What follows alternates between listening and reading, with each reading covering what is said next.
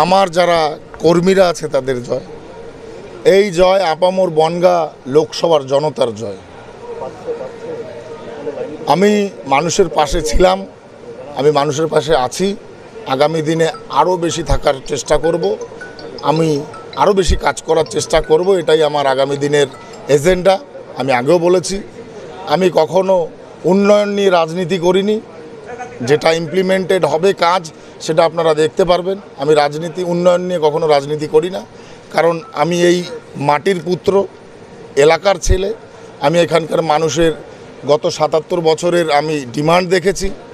যারা কখনো যা প্রত্যাশা করতে পারেনি সেগুলো আগামী দিনে এখন পূর্ণ হতে চলেছে, হচ্ছে এবং আগামী দিনেও হবে। কারণ এখানে ডিমান্ড বুঝতে গেলে এখানে লোকাল ছেলে হতে হবে।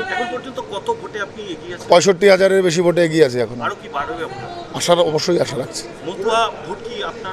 সব মতুয়া ভোট আমার পড়বে আমি কখনোই বলতে পারি না।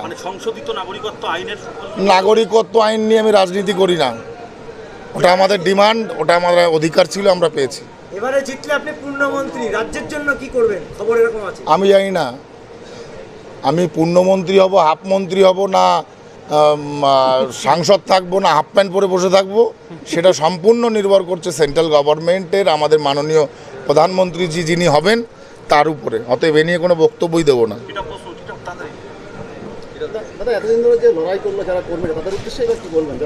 আমার কর্মীদের জয় এটা। আমি তো প্রথম আমার স্পিচে বললাম, আমার কর্মীর জয়, আমার জয় নয়। ভারতীয় জনতা পার্টির জয়, আমার জয় নয়।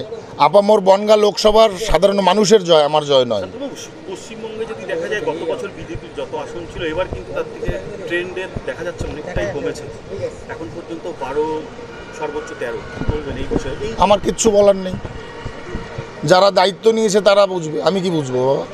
আমি সিএ নিয়ে কোনোদিন রাজনীতি করিনি। আমার যিনি আদর্শ, আমার আরাধ্য ভগবান হরিগুরু চরণ ছুঁয়ে বলছি, আমরা কখনো আমরা চেয়েছি আমাদের সমাজের মানুষ ভারতের কখন থেকে আমাদের থাকি। আর সিএ ইমপ্লিমেন্ট হয়েছে যার জন্য আমাদের সমাজের মানুষ খুশি। খুশি হয়ে যদি কেউ ভোট দেয় সেটা অ্যাকসেপ্টেড। এখানে রাজনীতি দেখি না, রাজনীতি করবো না। এটা ফের একবার মতুয়া ভোট শান্তনু ঠাকুরের পাশে, এটা কি প্রমাণিত হলো? জিতলে কি বলবো?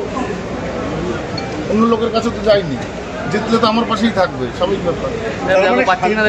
যে মুভমেন্টগুলো করেছেন বিশেষ করে নির্বাচনের আগে বা মেলাকে কেন্দ্র করে জটিলতাগুলো হয়েছিল, আপনি ঠিক পজিশনে ছিলেন, সেটা আজ আরো একবার প্রমাণিত আরও হবে। শান্তনু ঠাকুরের কাজ বনগাঁর সাধারণ আপামর জনতা পাবে।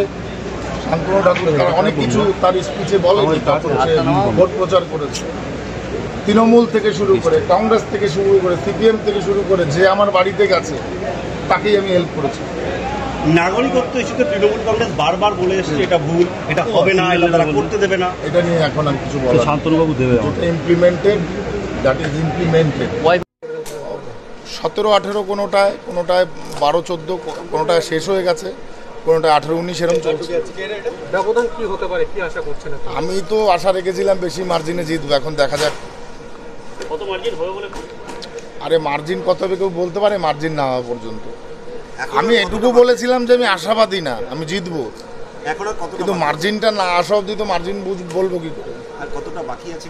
65,000 আর 40-50,000 হলেই পার হয়ে যাবে আমার আগের বারের রেকর্ড ব্রেক হয়ে যাবে।